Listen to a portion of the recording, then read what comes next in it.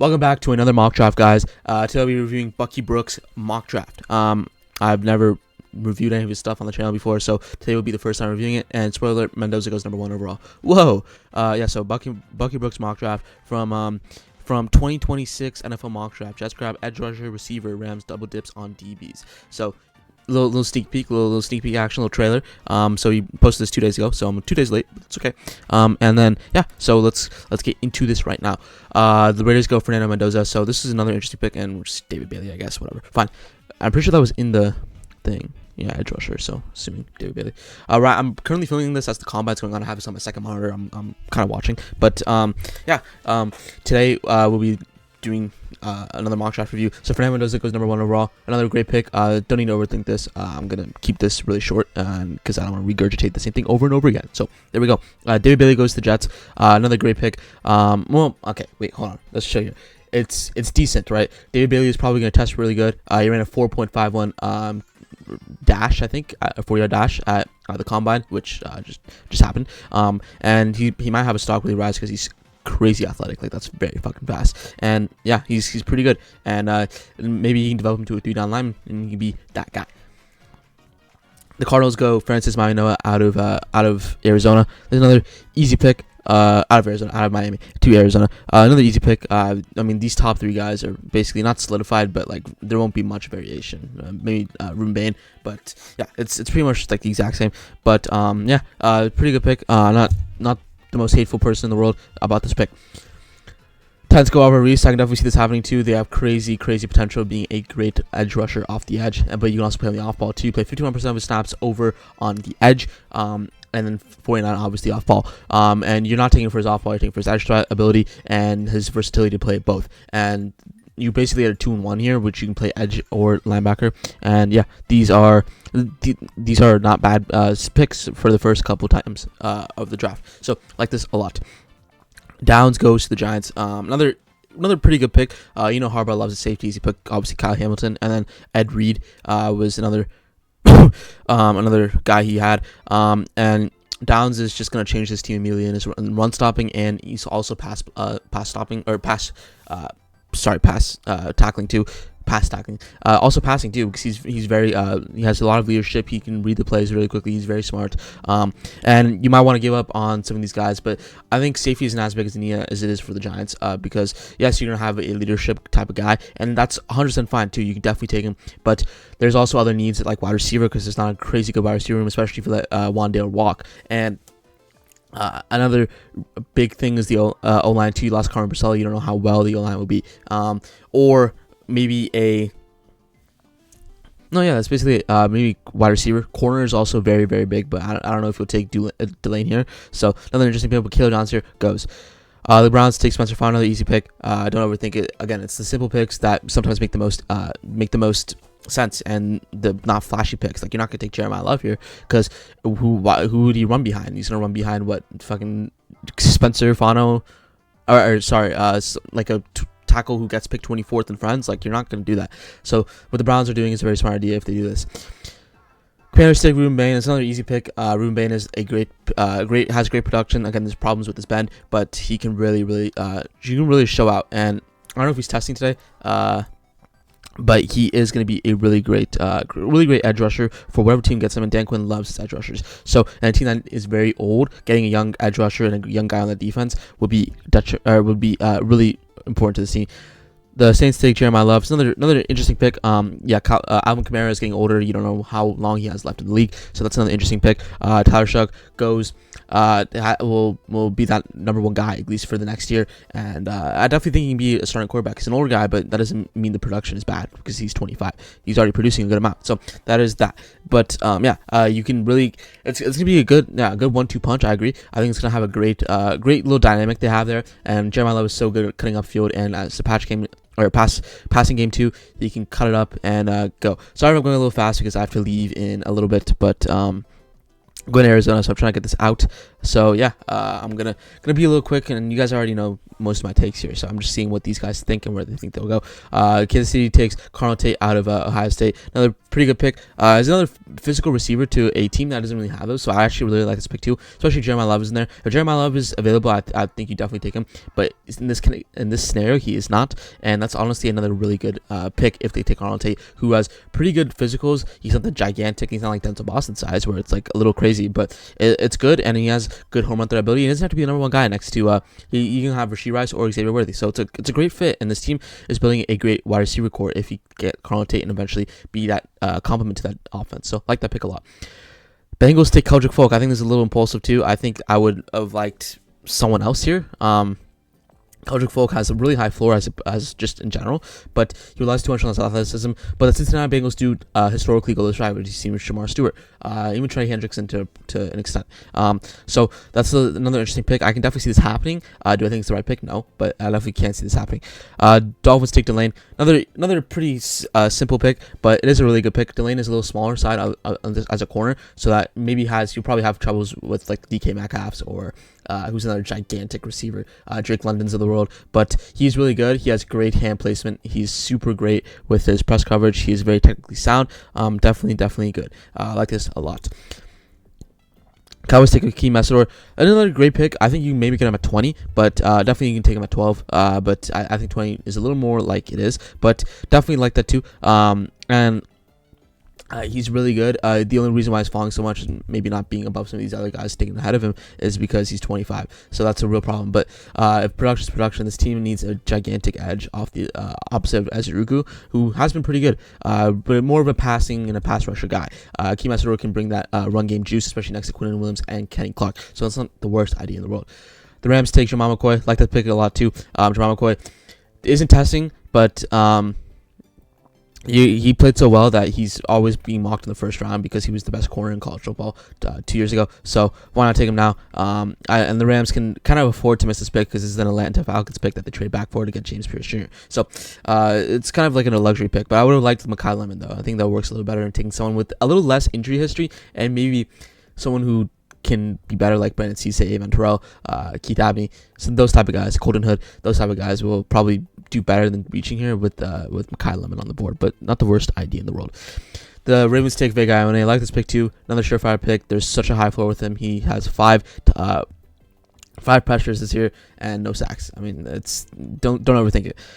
The Bucks take Sonny Styles. I think Sonny Styles can definitely fall here too. I think he's really, really good as well. But this team has needed a linebacker forever, and whoever Levante David whose supposed replacement was, always ended up not like being that good. So taking Sonny Styles here, who's probably one of the most crisp prospects in this draft class, really great. Silent range, super smart. Grows each game he plays, really great, and he doesn't miss many tackles. The only tackle I can really remember him missing was the Mark Fletcher tackle in Miami, and everyone was really off that game. So definitely think that too.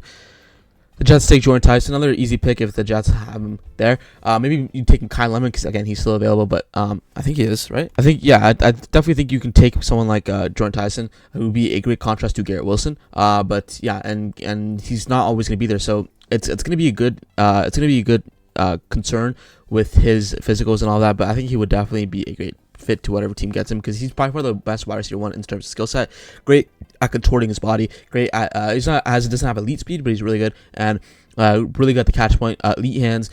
He's pretty smart too with the ball. It's just his injury history and his ACL and his collarbone, but he's really good when he's on the field. So I like that pick a lot. The Lions take Caden Proctor out of Alabama. He's a very big project in my opinion. I think there's a lot of raw abilities to him. He's big, but he's definitely a guy you can develop and doesn't need to step into being an offensive tackle immediately because if you do, you'll set him up for failure. So taking Caden Proctor here, sitting him behind Decker, who's not a part of the long-term future, will be a great fit for Caden Proctor. The Vikings take Emmanuel McNeil-Warren, another great pick. I think McNeil-Warren was a very great pick. If he goes here, people will say Dylan Thiemann can go here too. I think either of these guys can go here. I just think that Emmanuel McNeil-Warren is a more of a box type safety than Thiemann, but honestly, they both are. I mean, they're both really good at whatever they do. They're pretty similar in some aspects, but yeah, he's a big thumper. You can feel his like aura. Like people felt his aura when he was at Toledo. Like it just kind of felt like weird because like when people were like running across the field like in like these different routes. Like these wide receivers, like sometimes were like knew, like obviously did scouting report, watch film. They knew about Emmanuel Warren, and they knew how hard he was hitting. He knew how terrifying he was, and they were kind of scared. And I think Emmanuel Warren kind of is that guy. Like he's that dude. So yeah, it's gonna be an interesting pick, but definitely like this too. They need more depth in that safeties situation, even if Harrison Smith returns. Peter Woods to the Panthers. I think this is going a lot too. This is another interesting pick. I think I would have liked an edge more than Peter Woods, but next to Derek Brown, it'll be a non-stop crazy duo, and it'll be a bunch of upside for Peter Woods next to an already an All-Pro level guy like Derek Brown. So definitely like this too. A lot of athleticism, a lot of room to grow too. I think hasn't even gotten like to the pinnacle of his ceiling yet. I think he would be a great guy and someone who next to someone like Derek Brown who already has so much attention. And with Peter Woods, you might see him get to the quarterback a lot more than he did at Clemson this year. Because you know why? Because people were double teaming Peter Woods. People were getting the ball out and getting away from Peter Woods because he was that dominant the 2 years prior. This year, the numbers were deflated. You've seen them same with Sexy Dexy. Obviously, Sexy Dexy, I think, has some sort of injury problem with his elbow. Regardless, he didn't have a career. He had career lows in many years. Like it was probably the worst year he's had in a couple years, right? But you know why? Because they're so afraid of Sexy Dexy. That's the problem. Same with Peter Woods at Clemson. People were afraid of him, so they're getting the ball out, and they kept on getting away from his side, running away from his side. So that's another reason why Peter Woods didn't have the numbers people thought he would. So keep that in mind. But I think definitely next to Derek Brown, he can definitely do that. And best case scenario, Peter Woods goes to a team with already a crazy good defensive line, and maybe like I know the Giants probably won't get him, but Giants, Panthers with next to Derek Brown. Eagles next to Derek Brown. Like it'll be a great fit for whatever team has a crazy good pass rusher or defensive tackle, and it'll be a great fit for him. So in this case, it goes to Panthers. I like this a lot too. The Cowboys take Avon Terrell. I like this pick too. I think the Cowboys need a corner, and he needs to be that corner one there. He's a little smaller, but he is a great has great mix of just ferociousness and intensity with the ball. He knows how to punch it out. He knows how to jar it loose. Really good pick. Plays bigger than his size. I 100% like this too. The Steelers take Mekhi Lemon. 100% like that too. I think I'm very high on Mekhi Lemon too. I think Mekhi Lemon can be so great around for this team. And I think if Mekhi Lemon falls, and instead of taking the prototypical X in the Steelers, which I know the Steelers love to do with George Pickens and DK Metcalf, obviously, but Mekhi Lemon would be a good contrast and would be a great pick. Even though they have gone historically to those bigger guys, but definitely think you can use an upgrade receiver because you need another threat. Chargers take Kenny Sadiq. I like this too. I think actually wait, hold on, let's show. If they have a guard available like a Pregnon, Lomu who will probably move into guard. Not Freeling, but probably Lomu. Or Pregnon will work a lot better. I think Kenny Sadiq is a little impulsive, and this team does need weapons, and he could land up on like the outside too. He doesn't have to. He's not going to be a typical like tight end like blocking tight end. He's not going to be like a Gronk tight end. He's going to be more like Darren Waller, who's outside the box or outside the offensive line, and will just be there, right? But yeah, it's another interesting pick. But I think this guard and this interior offensive line is so bad, and Brosman just retired, so you're gonna need a replacement eventually. I know you're not gonna take a center first overall or first round, but still, that's gonna be a little bit of an interesting way to think. The Eagles take Casey Concepcion. I like that too.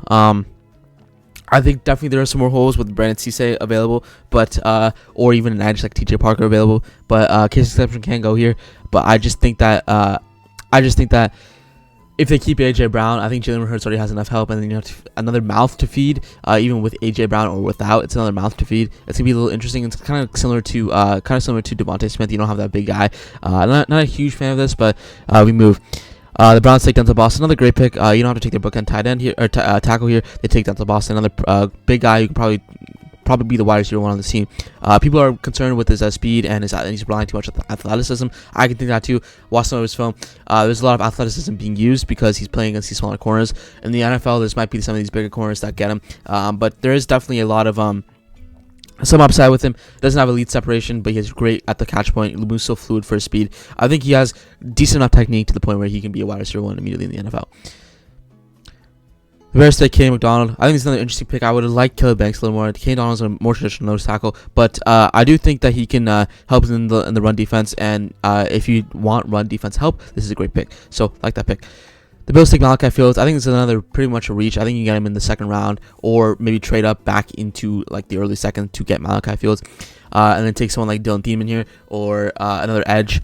TJ Parker is available. Like, I think that makes a little more sense to Malachi Fields, especially if he doesn't test that well. If he does, then trade up and get him if you like him that much. But seems like a typical Bills receiver, a big guy, and yeah, blossom as an X receiver. Definitely a big guy that will eventually probably be a great receiver for them. But definitely think he has great ability to see the ball go downfield and contort his body. He's got great vision, good hands. He really rose over the Senior Bowl, so I think he definitely go round 2, but I think it'll be better if he goes round 2. 49ers take Caleb Lomu. I like this pick too. I think you can move him as a swing tackle or a guard, or just swing tackle or guard. So yeah, that's gonna be an interesting way to utilize him, and you can learn behind Trent Williams. What other better person to learn behind? Great pick here. Not the worst idea in the world. Texans take Caleb Banks. I like this too. So I would have liked Pregnon. I'm a big Pregnon guy. I think Pregnon has produced wherever he's gone, and why would you overthink the pick? Caleb Banks can.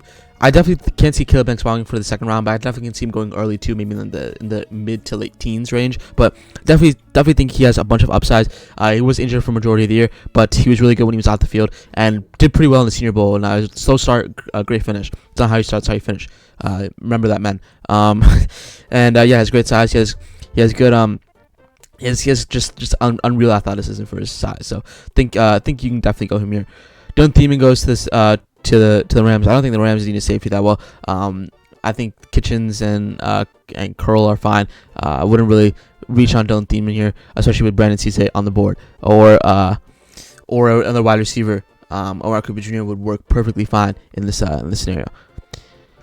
Broncos go C.J. Allen. Like this pick too. I think this is another easy pick for the Broncos, or you can get a defensive tackle like Lee Hunter, who's there available for a John Franklin Myers replacement. Another pretty easy pick. They definitely need a linebacker, or you could definitely take Omar Cooper Jr. too. I like Omar Cooper Jr. to the Broncos, who be number one guy. So that's another interesting way to pick. The Patriots go Monroe Freeling. It's another interesting pick too. I think this is a little impulsive, because he'll probably play obviously the opposite side of Will Campbell, because Will Campbell is staying at tackle, like Mike Vrabel said. I'm really high on him too. I think he's my third offensive tackle in this class, positional rank. He's really good, and I don't hate this pick at all.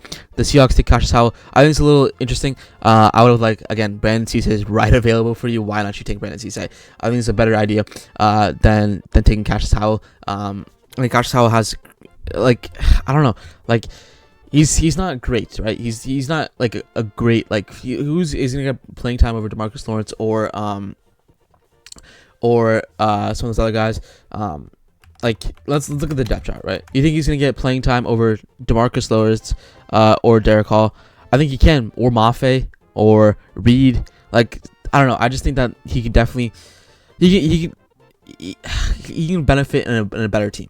Or a different team, not a better team, because his team is the best. But you can benefit in a different team that needs a pass rusher like the Chiefs or the Panthers in the second round. I think this is a little better fit for him. I feel like the Seahawks secondary is too depleted. I don't think they're going to pay all those guys. So you're going to take a safety, or you're going to have to take a corner. And all three of the great safeties are gone. Warren, Thielen, and Downs are all gone. So probably take a corner here. And Brandon Cisse is sitting you right down in the eyes and saying, "Hey, take me." Or Colton Hood is saying, "Hey, take me. I'm right here. Please take me." Right? There's that.